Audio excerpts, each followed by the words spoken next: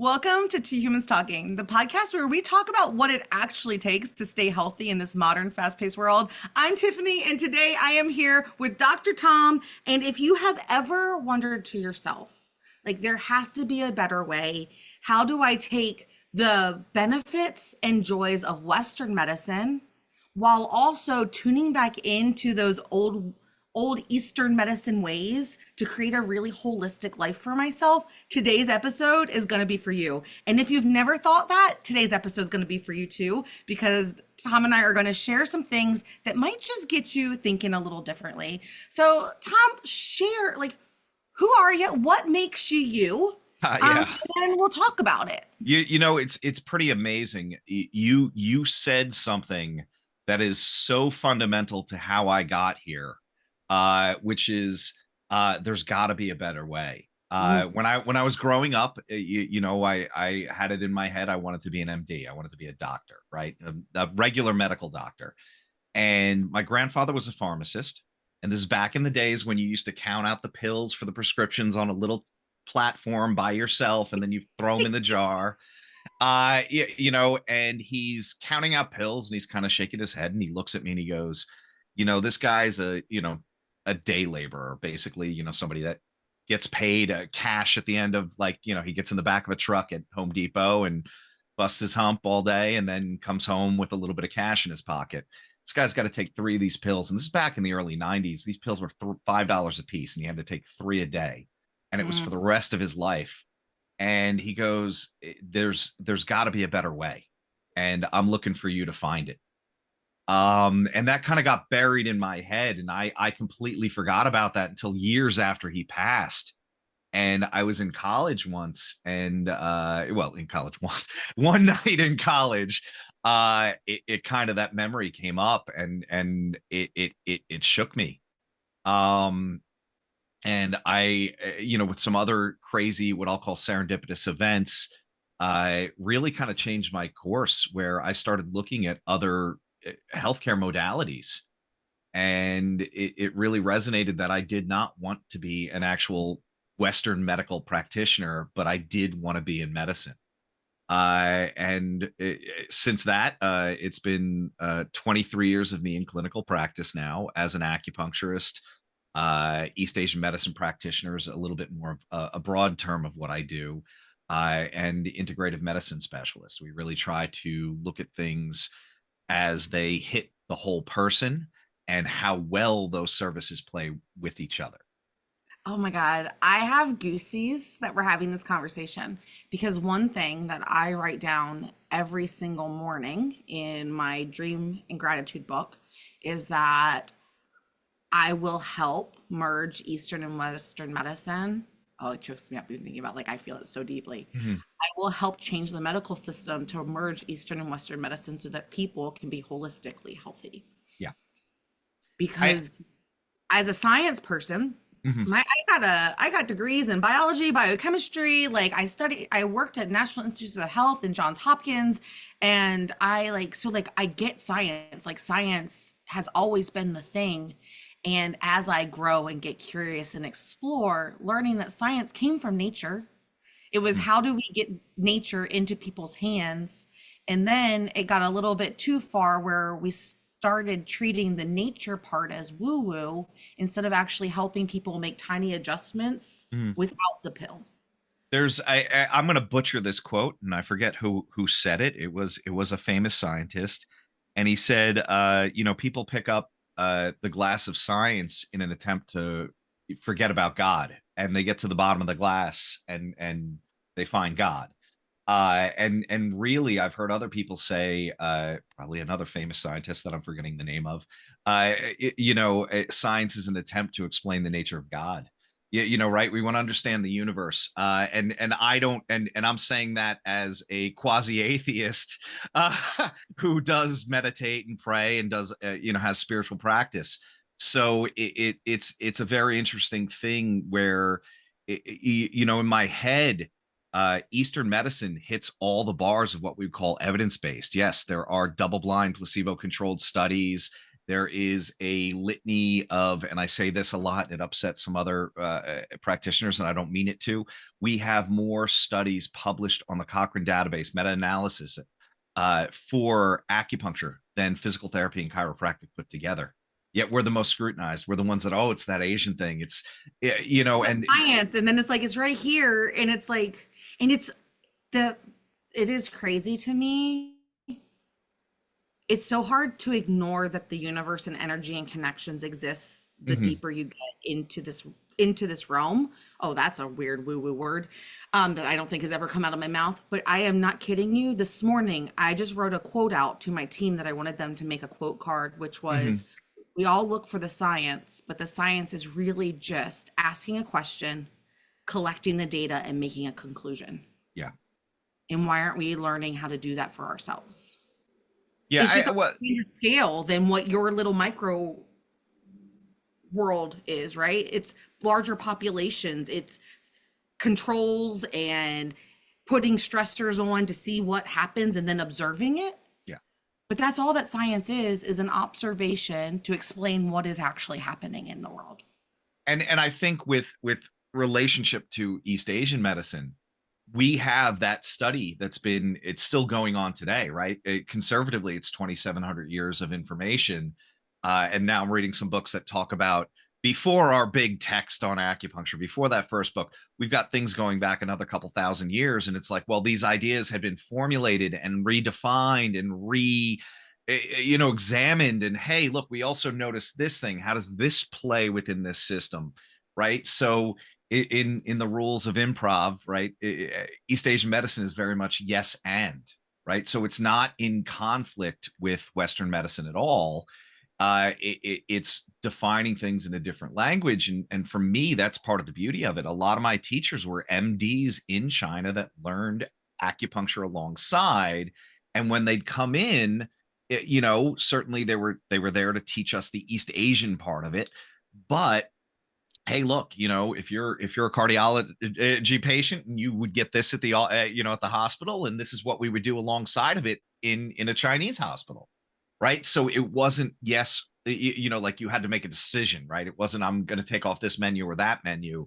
It was look, this is all Let's up for start grabs. here, and this is the progression and Yeah. how we put into it. Because I mean, the truth is, people think that when we get into like Eastern medicine, that it's all woo-woo. But the Mhm. truth is no one's arguing that there is a time and place that there is no amount of woo-woo, quote unquote, that is Mhm. going to go reset your leg and put pins in it if you need a whole Yeah. reconstruction from a car accident, right? Like that is a very specific thing. And there are some things where like you do need true medical Yeah. intervention.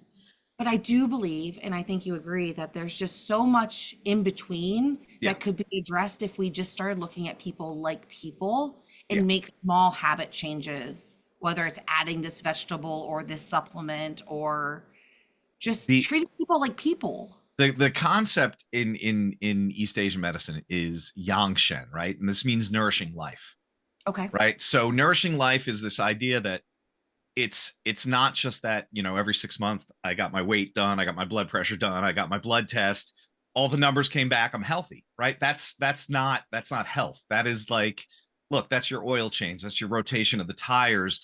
That is not what you're doing day to day. What are you doing that's either damaging your health or improving your health, right? And those little bumps or those little nudges in the right direction are what sets our long-term health up, right? So how we deal with those day-to-day stressors, what are we doing, right? Self-care became kind of this Instagram hashtag, and it's like, no, these are things that should be done as part of a healthy lifestyle. You should meditate. Preach. You should exercise, not for the photo, not so you have the six-pack abs per se. I mean, if that's something you want to pursue, go ahead and pursue that. But how do I live a healthy and active life to its fullest? Right? This is not living forever. This is not cheating death. This is not um trying to avoid every little bump, bruise, illness that's going to come your way. But how do we live our life within that system, knowing that we're in a body that needs modulation and monitoring and care, and how we put that all together is one, so individualized, but two, if we can step that in align with how we want to live, will fill our lives so much more. I'm, oh, my soul feels seen because I am right there with you on all of that. I'm really curious. Can you go back in time to the moment where you started? You went from Mr. like medicine, Yeah. facts, this world to that curiosity. And even like, what was that struggle and turmoil like I as don't you were starting to explore and realizing that there might be some value here? it's I don't it wasn't a one, like boom, here's the lightning strike that hit me, and but there were little nudges. I keep saying nudges today. But within that, yeah, my I just said this the other day to somebody.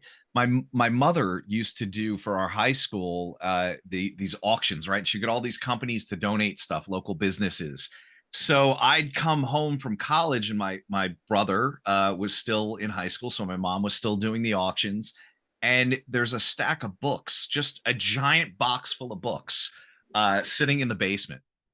And on top of the books was one called "Opening the Dragon Gate," which was about a Taoist sect, so a group of Taoist practitioners that was very small and relatively Dallas, modern. how practitioner? Taoism. So this the it's a philosophy slash religious thing. So Lao Tzu wrote about being one with the Tao Te Ching, right? So this is Eastern philosophy, kind of predates Buddhism, predates Confucianism, and it's all about balance. And a lot of our principles from East Asian medicine come from that. So I thought, well, that's interesting. I was taking a Tai Chi like club after classes.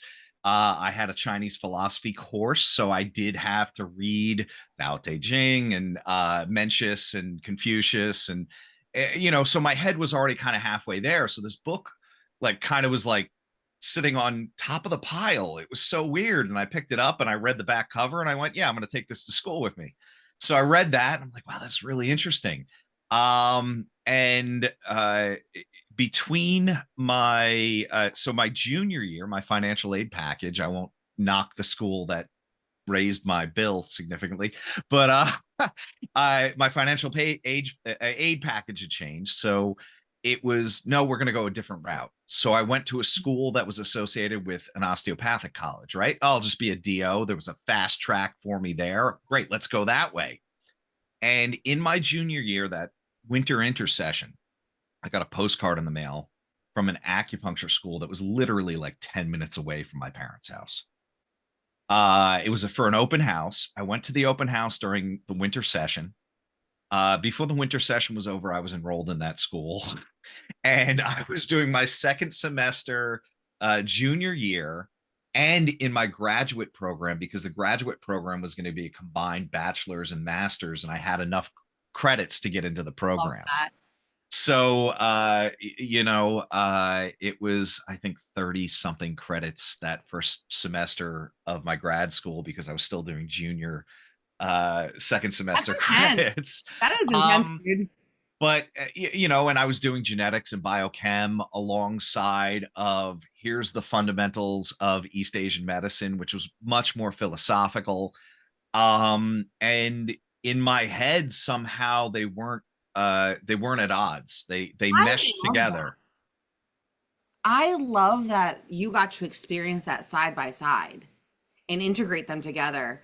I, on the other hand, learned the science Yeah, and, the American way, yeah. and later on discovered that there was more flexibility in that. And so Well, then I had to like reestablish my own thought patterns around everything. it's funny because there's a term, and it's a negative term. It's called scientism, right? And they couldn't call it Scientology because L. Ron Hubbard already claimed that. But it was this practice of science, almost like a fundamental religion, right? Science is about curiosity. It's not about judgment, right? I should be able to say, I don't know something. I'm just going to try and see what happens when I do this. Or I have an idea about how this works. How do we how do we play with that to see if that's true? And that's a very open-minded statement. What ends up happening is we see a lot of let's call them armchair scientists that are like, no, that's not right. That's not That's not science. how I learned Yeah, it. that's not, but even in science, I mean, the greatest discoveries come when somebody goes, oh, I didn't expect that. Or they go, or you get to this part where you now have new information because the world's evolved and the Yeah. world has advanced. And now you're going, wait, like I know that that's what they discovered before and it made sense then, but I'm not sure that really makes sense. It doesn't sound like the whole picture anymore. Yeah, you have to be flexible.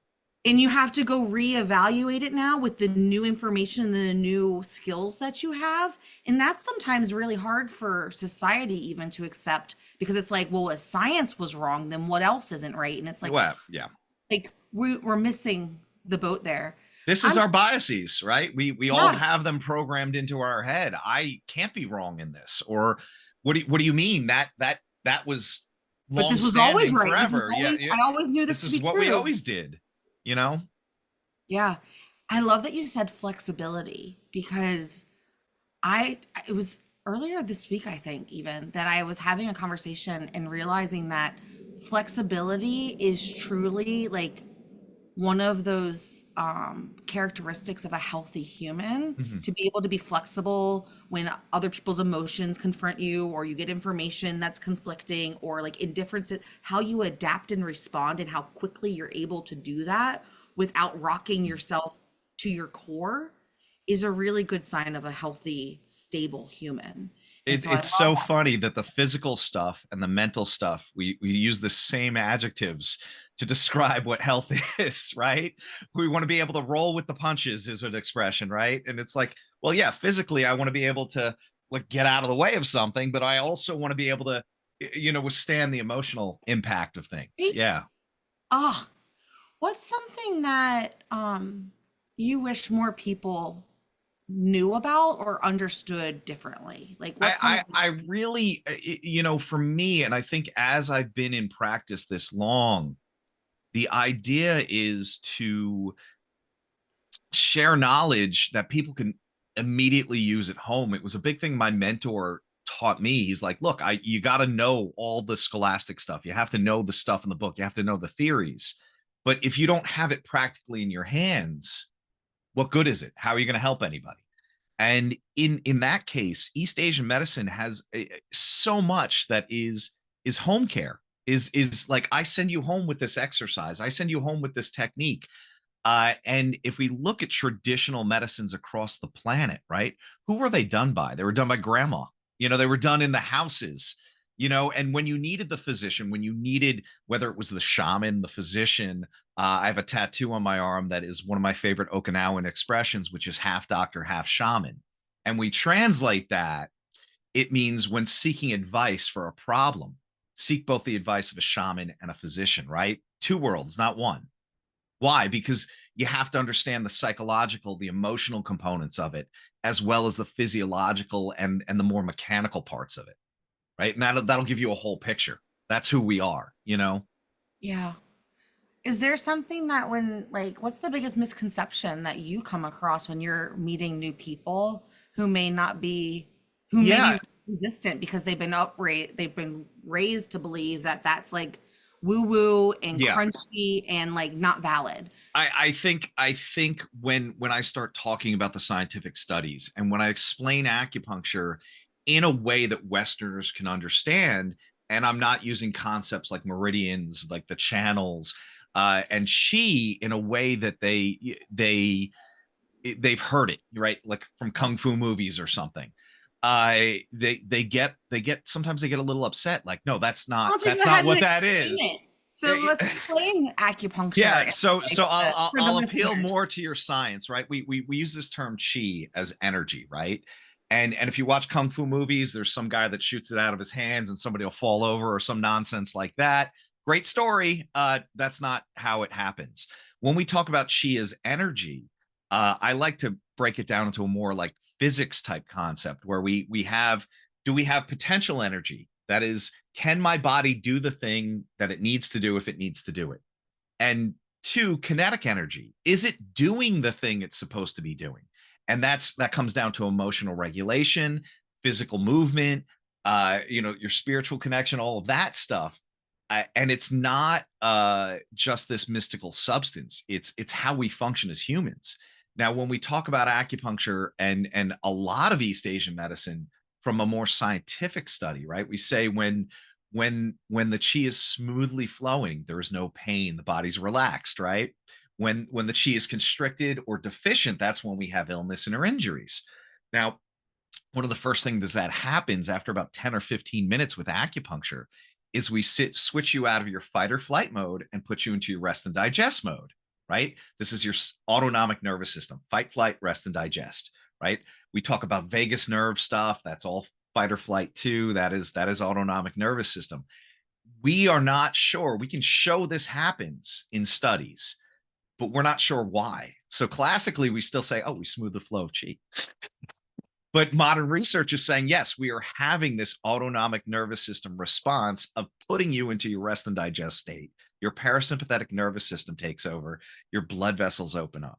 Your heart rate slows. You're pumping blood more efficiently throughout the body. While it's pumping through the body, it's picking up more oxygen in the lungs. It's picking up more nutrients in the abdomen, in the gut, right? And it's clearing out inflammation. Right. So it's helping circulate metabolic waste, cytokines, all these things out.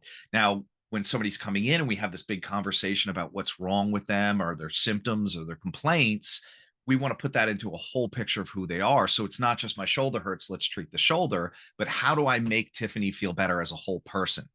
And then we're going to make sure that we hit the shoulder because that's what brought you in. But can I in the I believe the expression is rising tides raise all ships, right? So not only do I want to take care of the shoulder, but if I can make you feel better as a whole person, the shoulder's going to in some cases take care of itself. Now, our bodies were designed to heal. They were. And the problem is, and this is funny because the classic textbook that I referred to earlier, the first chapter, it's a conversation between the imperial physician and the yellow emperor, Huangdi. Right. So Chibo is the imperial physician and Huangdi asks, what is the nature of disease? This is the first chapter. And Chibo, and we're talking about a book that was written somewhere between 2100 and 2700 years ago. He goes, back in the day, people didn't work too much. They weren't too stressed. They didn't eat the wrong things. They didn't sleep too much. They didn't work too hard. They didn't, push their bodies. They're too stressed out, basically. They weren't then. That was 2100 years ago. Now, fast forward to the technology we have now, our lifestyles now, the food we're eating now. It's like, wow, if they were messed up back then, we're absolutely screwed now, I've been going down this rabbit hole. It's a very slippery slope. I do not know that I recommend you finding the side of like Instagram and TikTok talking about how like we are not the first modern civilization. And I think that would be ignorant to assume. Right? Like, yeah. But you aren't ever challenged to be curious and think about it. And so like, maybe it was the same back then. Yeah. And they just had different technologies that we haven't discovered yet, or we went a different path. Or technology just looked very different. Right. And so it's a very slippery slope. You might need your team to find that side of the internet. And you might question all of your reality. Look, I will sit down and watch Ancient Aliens on just sit down for hours just watching that show, half and going like, oh God, that argument actually kind of makes some sense. Right? And half just to see the dude's hair. Half just to see the dude's hair. That's hilarious. But I really think that it's part of like, it's everything we just talked about too, which is like, being curious, figuring out what works for you, exploring things that maybe didn't make sense before or that you had resistance to before, because now it might be the right thing for you. And so like, I think it's a sign of a really healthy human to be curious and just think, even if you don't believe it to be true, and you have all these reasons to be like, to reject someone else's theories and hypotheses, but to be curious enough to be open to hearing it and let it digest and figure out where you stand on it, I think is something that as a society, we really, really are missing the mark on. Well, I think part of that, and I'm not going to try and jump into conspiracy theories. I think the way our society has been programmed over years and years and years, and even with our industrial minded education, is this is the task, just do the task. No, you don't need to look over there. Why? This is the task, right? So it's interesting to me that, like, which is a you blessing know, and a curse. what it I, is. Yeah, so focus is important, but it's funny that I think we've hit this critical mass with people and ADHD. Why are they looking all over the place? Why can't they focus?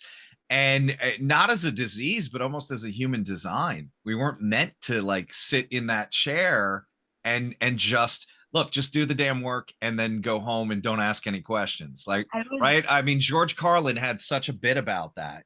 Smart enough to pull the trigger, not smart enough to ask why. right. I was just talking about this with some girlfriends in business that are also in business yesterday. And I was like, why is neurodivergence atypical? And who's to say that being neurotypical is actually the normal way of doing things? Mm-hmm. It's like we're all different. So why wouldn't we expect that human nature is that we all interact differently and need different things to be our best selves? Well, and even if you went into an epigenetics kind of look at it, well, why is that epigenetics factor coming into play now? Why is that being turned on more? Is it a Yeah. product of our environment? Is it a genetic thing that has happened? And why has it happened? So I firmly believe that, like, we hear Albert Einstein failed out of school. Well, he was probably ADHD too.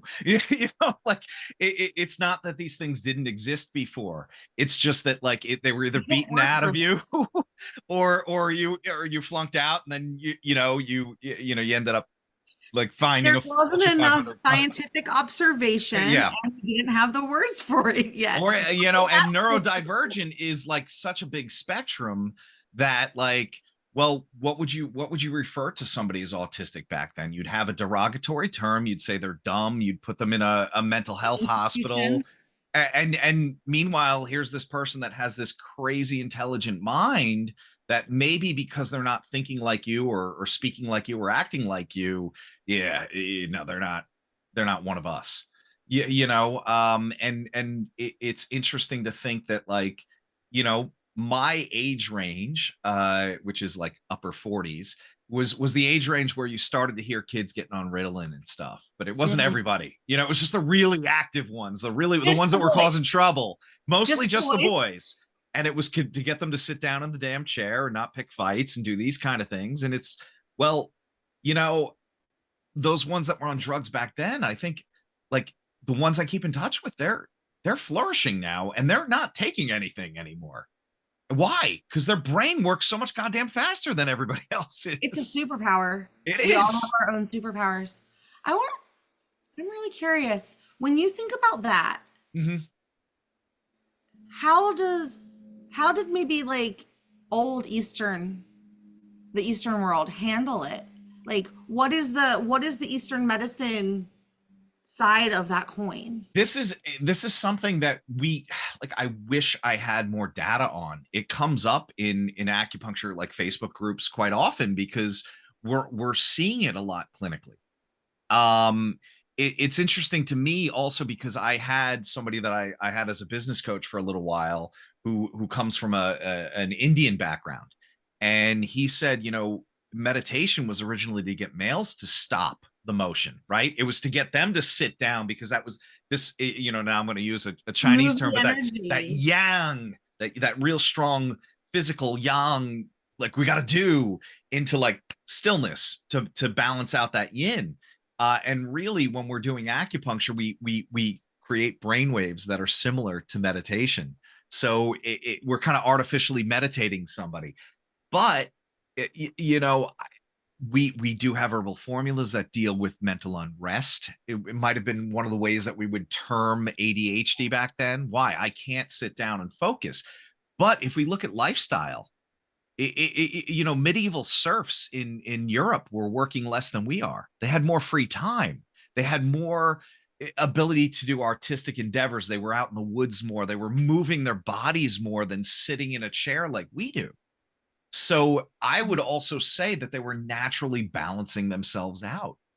I love this. If you're watching us on YouTube, you can see my face right now. Like there's been like this was new information. shaped from a different lens. I just had a complete unlock in my brain, just like before we hit record. Tom and I set intentions, and both of us had said that we just want to help encourage just one person to get curious about something that they had maybe never thought about or had been having resistance to, but didn't really know what to do with that resistance. My brain just exploded in like a million different thought patterns. What a gift you just gave me. Uh, I think giving people opportunities to think for themselves and explore is such a gift. And so I thank you. Thank you for sharing that and just opening up a whole new arena for my brain to go play in. it's funny because we're talking about like what society values and it doesn't, but that free thinking, those just allowing your brain to go, kind of like we've discouraged that so much. I remember growing up, and there was a time where my dad's like, well, what are you doing? He'd ask me to help him with something. He'd be like, what are you doing? Oh, you're just standing there. And it's like, no, I'm trying to figure out the best way to do this. Right. Very Abraham Lincoln, tell me I have 3 hours to chop down a tree. I'll spend the first two sharpening the axe. Right. Mm, So let me think about how to do this. And as I got older, when he'd ask me to help him, you go like, all right, what do you think about this? Right. He even saw value in the fact that we're going to pull back. We're not just going to do first. Like, yeah, how do we play out scenarios in our head to program the eventual task that we're undertaking. I love that. You want to know what one of my favorite Mm. questions to ask small children is? So I am the world's best auntie. I don't have any kids of my own. And so when they run up, it's always like, I have a little girl, I rent out my basement as a unit. And so when I Mhm. see her, I'm like, what did you try today that didn't work out so well? And I want to normalize for her that it's okay to try and it not work out and us learn from it. And so we get to have with the 7 year old, I get to have some of the coolest Mhm. conversations by giving her an opportunity to tell me something that she tried that didn't work and then share with me why she didn't think it worked and what she might do differently if she were to Yeah, try again. yeah, and that's the scientific method in a nutshell, isn't it? Right? I like that didn't work. I've never really framed it that way for myself. Go me. Yeah. I love that.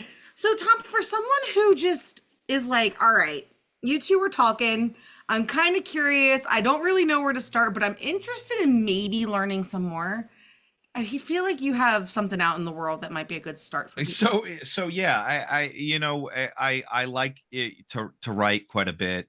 I have two books. My second one is on home cupping therapy, because this was a tradition that's even older than acupuncture. It may be, and we're not even sure, because history doesn't always show us everything all at once.